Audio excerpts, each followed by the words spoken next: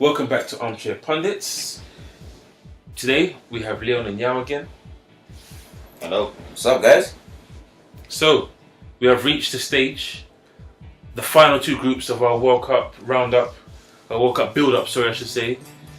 We have Group G, where we have the formidable Germany, who have lost Royce this week. We have Portugal, who have having injury doubts over Pepe and most importantly Ronaldo, tendinitis and another injury, I think it's a thigh injury. Then you have Yao's beloved Ghana. Oh boy. You know, being a Nigerian, I hope Ghana must go.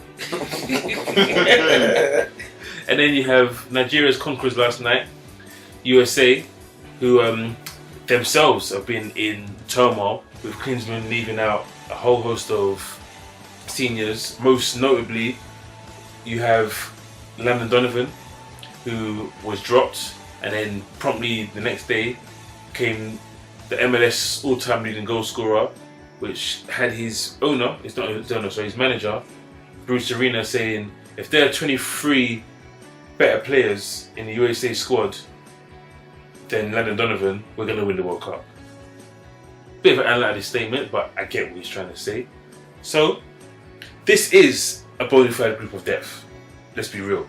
USA do have promise. They can pull a surprise out, but Ghana performed to their potential.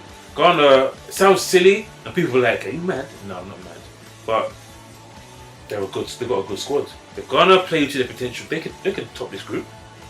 If France played to potential, so if Germany played to potential, they will top this group. If Portugal played to potential, they will top this group. So it's going to be a toss-up for me. So, being the Ghanaian you are, tell us about your team. You know, to be honest with you, that team's frustrating. I would not look at the African nations as any sort of indication to what Ghana can do. They just don't perform when it comes to the African nations. But when it comes to World Cups, they have actually stepped up. The team is, I don't know, I want to say this is the strongest Ghanaian team I've seen. There's a few, names that not many people will know about. Some few players that are up and coming, and obviously trying to make their way onto the world stage. Jean's going to be there, Essie's going to be there, the AU brothers are going to be there. So you got your normal people that you expect. Nkum's going to be there. You say that. John has only just come back. Yeah, he retired. Yeah, he did. Retired, said it was done. Same with, what do you call it? Kevin Prince. I'm glad that Kevin Prince has come back. Was out for a long time. So that was due to injury. So you can't really... Kevin Prince, I'm glad that he's come back. I'm glad that he's come to his senses and come back. To have... someone of his quality. Yeah, to have somebody of his quality in the team is saying a lot, because he really can be something for Ghana when he steps up to the plate. I think with Jean saying he quits and coming back, it's a bit of an ego kind of thing, and to be honest with you, I wasn't really trying to listen to it. But I think my standout players for Ghana are Kwadu Asamoah and Christian Atsu. Those two players, if they get a chance to play, I don't know how the manager's going to play this one, because he has got a tricky decision to make in terms of the lineup. Well, from what I've heard, he plays Asamoah left wing. Asamoah, as in Kwadu. Kwadu, yeah. Yeah, that doesn't surprise me, because for Juve he plays pretty much left wing. Sometimes it's a wing back. Really. Yeah, it's wing back, but it still works out for Juve. But when he came through, he was like not so much box to box, but he was like a number 10 at one stage. Yeah, of course. Yeah, he can play there. We're not gonna. Kwadu is a quality player. You know who's another one? Waris, the guy that plays in France. He plays for Valenciennes. Waris, he's got a bit of a tasty left foot on him. I thought the guy that, because even in the African nations, it was Wakaso. He's the one that came out. I was like, I saw him playing in Spain. I was like, I used to think, who's this Wakaso guy? And then I just saw some ability. And then after that, it came through again. I don't know. He was at Villarreal at the time. Yeah. He went to Ruben Kazan. I never understand why these guys go to Russia. But anyhow. But it's like, you do have so much quality. Yeah, there is quality in that team. Do you have the structure? That's what in your team? That's what we're going to find out, because even watching the friendlies, I saw the friendly against Holland. I know obviously we don't really, play at your strongest 11, and you don't really go gung-ho for these friendlies. We didn't look too bad against Holland, and Holland didn't look too good themselves. So I thought to myself, you know what, if Ghana had stepped up in that game, they would have taken a victory there. I thought a 1-0 was favourable in Holland's favour. I would have gone for the 0-0 to favour both teams. It would have been fairer, but a win's a win regardless. But when it comes to Ghana, it comes down to the lineup and the formation that we play. Personally, I'll go with a 4-5-1. You're starting 11. Jordan Ayew's been calling this time. There was beef in the Cup of Nations where he wasn't added. Yeah, I wouldn't have a starting 11. My starting 11 would be a bit erratic. There's enough quality there that I'd have to wait and be happy to see who's training well. Yeah, that's what I'd have to do. Wait to see who's literally. I would have put Montari in there actually. You wouldn't? Nah, he wouldn't make my starting 11. That's probably one definite that wouldn't make my starting 11. But he's been awful. I like Ajman Badu. Yeah, he's quite. I like Badu at the moment ahead of Essien and Montari. He would be even ahead of Anand. Is Anand going? I'm not sure Anand will pull up this year. And then since he went to Schalke, he's not played that many games. He's faded. Yeah, he's faded. That was his own. But Badu, I'll definitely put Badu ahead of Essien. Essien's had too many injuries. He can't be just walking into the squad like that. I'll put Badu against up beside Boateng and keep it like that. Okay, Leon, your view on Ghana's squad and the other teams in this group? Well, obviously people will always look to Germany and Portugal, but I actually think that USA and Ghana will outdo one of those sides. Germany, as much as they've looked really, really strong over the last sort of 6 years or so, they are only going with one striker. And in the friendlies, I think they played Armenia the other day, and they beat Armenia like 6-1. But before that, they drew with Cameroon, and Cameroon was one of the teams that we kind of ruled out of making a real impact in this squad. And I actually think that the Ghana squad and the USA squad is probably better than the Cameroon one. And it was obviously a friendly and you experiment. Yeah, of course. But with I actually don't think Joachim Low knows what his best team is, and that is going to be a problem for Germany. What he has found out, he needs Podolski, because against Cameroon, Podolski came off the bench. Yeah, set up 2 goals. Armenia. No, he didn't. He came off the bench again. Okay. Proceeded to score. They scored like 5 goals in the space of 15 minutes. So, for me, I think Ghana's team. It will all depend on how the manager sets them up. I don't think it's necessarily the starting lineup. I think they actually got enough quality in that team, but I think it's the system that they are able to adapt to handle the attack of Germany and of Portugal. Because let's face it, those are the two things that you kind of worry about with those two teams. Defensively, neither of them are rock solid. Portugal, they had a few little blips against Northern Ireland in qualifying, a few others, even with Ronaldo playing. So for me, Ghana can cause them problems if they set up right and they're able to deal with Germany and Portugal's attack. As for the top in the group, you have to go with, for me, the favourites are Germany, but I actually think Ronaldo not being fully fit, I think Portugal might slip up. And if Ghana are able to pull a surprise win against them, going into that USA match, it's going to be able to play for them. So for me, I will go with Germany and Ghana to qualify from this group. I'm going to go with the same order in which it happened in 2010. Germany to top the group, Ghana to come second. Only on points. I don't know. I'm looking at this Portuguese team, and if you have Pepe and Bruno Alves, can they play together well? I don't know. I've seen them play together before, and it can be a calamity. They're both very hot-headed. Yeah. They're actually really, really good defenders, but they both almost have exactly the same traits. When you run their game, they're very, very difficult to play against for an attacker, but you can also cause them a problem. You can get under their skin quite easily, and I think that will be the key. Ronaldo obviously being fit is very much the key. Because Portugal have never had a central striker that scored a lot of goals. Yeah. They still got Postiga there, and Postiga is and Almeida. Well, there you go. And Hugo Almeida. Let's not even talk about him. But Postiga, he's fallen from club to club, and he's never really been able to solidify himself with one team and been a mainstay. A waste of World Cup. His goal record for Portugal isn't that bad, but he just, I don't know. There's something about him. He just doesn't. You can't rely on him to do something. Nani's not been on form for a while. Injuries. There's been more injuries. Their central midfield and their defence is pretty good, obviously, and then Ronaldo on his own. But as for the supporting cast, I'm not so sure about Portugal. This is his legacy for me. Ronaldo can cement his legacy as one of the greats, the real greats of the world, if he can win this.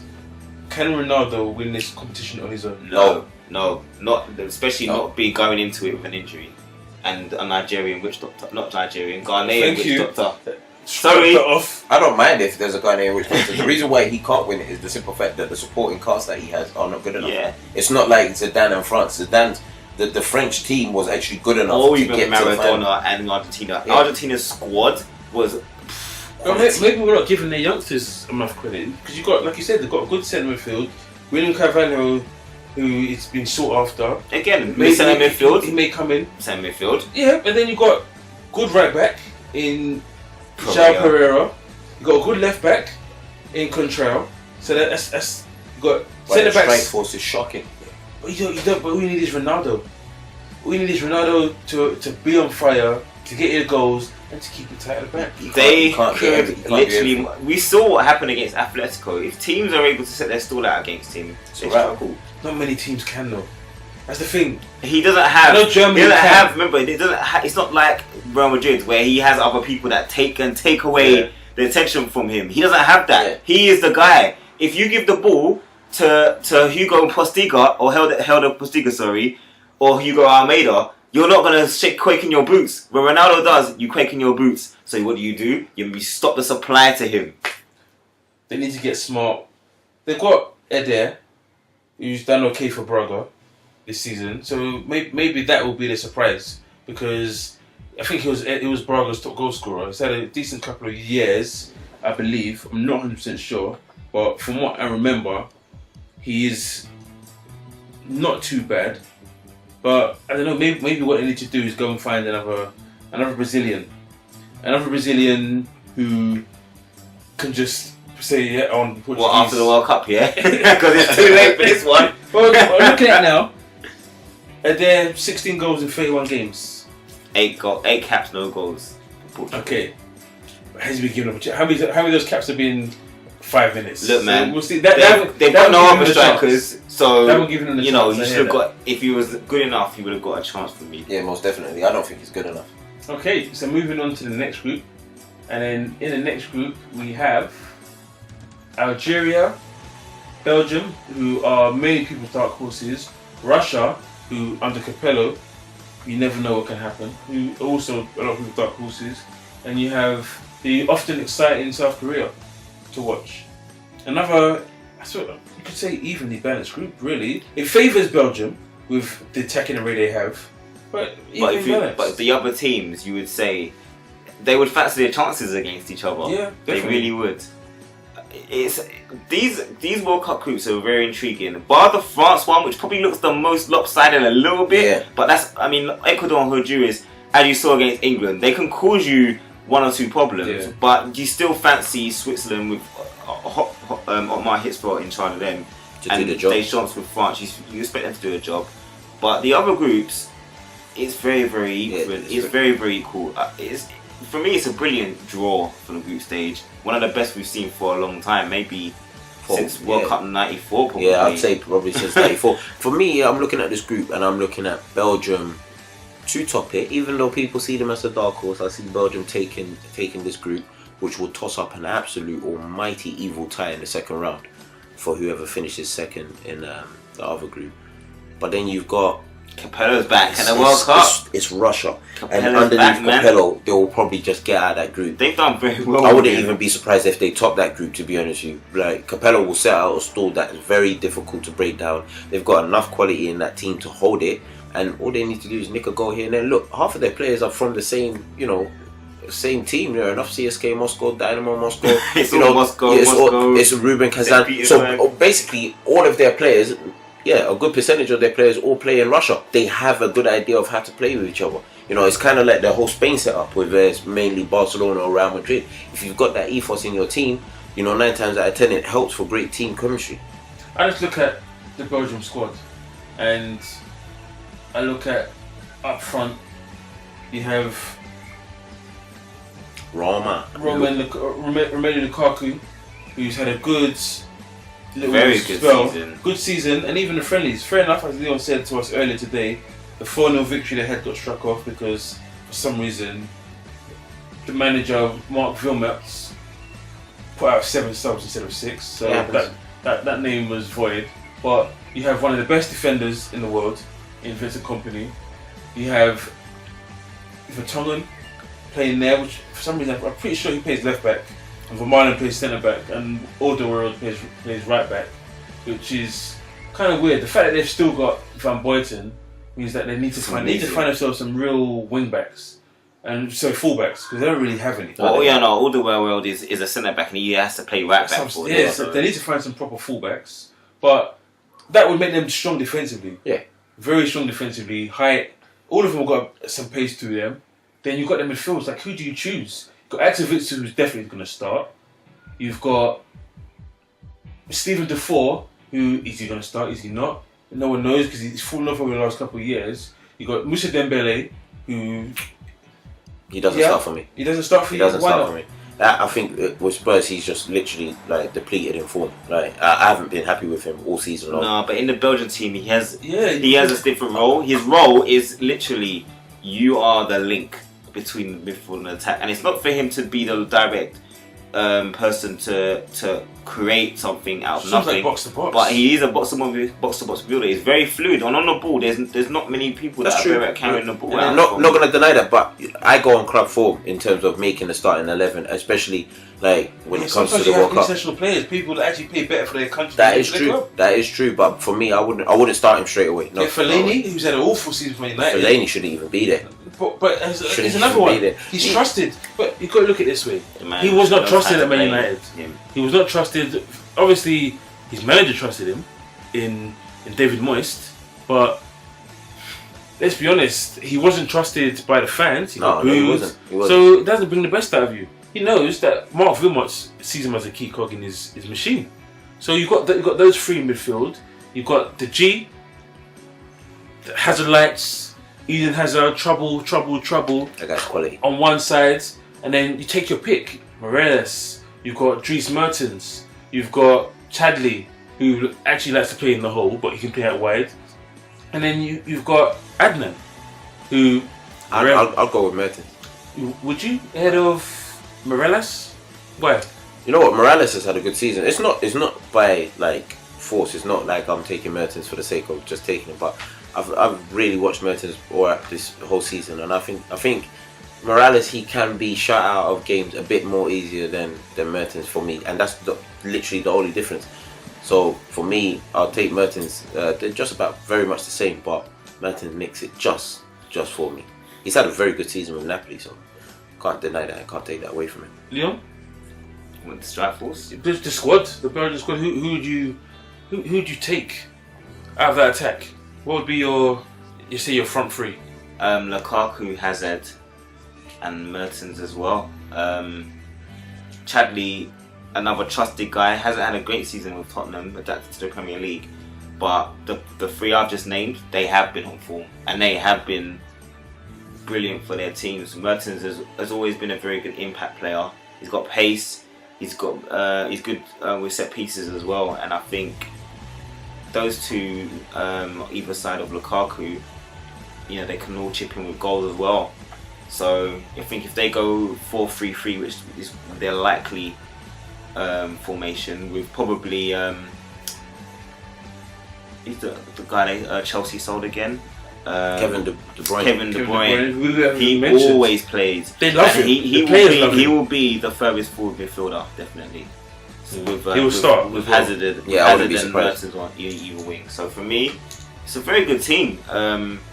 Algeria, they've got a few names. They've got a lot of players playing in Europe, so they know the European game. As you saw in the last World Cup, they caused a stir with England, and in the African Nations Cup, they've done really, really well as well. I can't see them doing much in this group, but for me, it's out of South Korea and Russia for second place, and I'll probably favour Russia just because I don't think South Korea have as much quality as they used to. Well, it's not even that. You look at South Korea, they've now got the new striker that's just moved to Dortmund in Ji Dong-won. Granted, he did not make it in England, but he went to Augsburg, had a good spell there, which prompted Borussia Dortmund to go and sign him. You've got Hyung Jong-ho, who had a good season at Augsburg as well, who did really well. All their players that are in Germany have had good seasons. I was watching the programme that they do on BT Sports, and they interviewed a whole lot of them, and they just looked ready. You've got Lee Chung-young, who, fair enough, he went down to the Championship, but while he was in the Prem, I was surprised that no one actually came back to get him and take him back up to the Prem because he looks good. They know how to play. I think they know how to play, and I think they're one of those teams that are a team. They do. Yeah. They just know how to play. So and they have incredible stamina. You've got the humidity. They're used to the heat. Yeah, you got the humidity. You got the heat. They're not gonna stop. No, I don't think so. I think it will be definitely tight, but I just see Capello's system working and getting Russia out of the group. So for me, it'll be Belgium and Russia. Well, hopefully it'll be exciting. I don't mind if it's a group where it all goes down to the last day. It's always fun that way. The last game. So hopefully it goes down to the last game. But I tend to agree that Belgium will top it and Russia will come second. And then playing in the next game in the second round, then you would have Russia versus Germany, and then you would have, who do we say was coming second? Belgium against. I had Ghana. I had Belgium against Ghana. Man, that is a tough game. Wait, we're gonna have to see if it makes if it happens like that. Hey man, this is the World Cup could be one of those unpredictable ones Could where be. a lot of big sides Just go out, deal with the heat. all the Premier Leagues, all the leagues this season, Italian. In the end, it ended where you wanted to, but behind the top team, it's been surprises. Spain, surprise. England, surprise. So let's just see. The World Cup, like you said, could be a surprise. But we've done our little program on the squads. Next time you hear from us, the World Cup would have started. We'll be talking about a fantastic start. Hopefully. Will Brazil win against Croatia? That's what we will be waiting to see. So, thank you to you guys once again. Thank you. No problem. Thank you for listening, and I'd like to catch you back next time. Bye. Goodbye.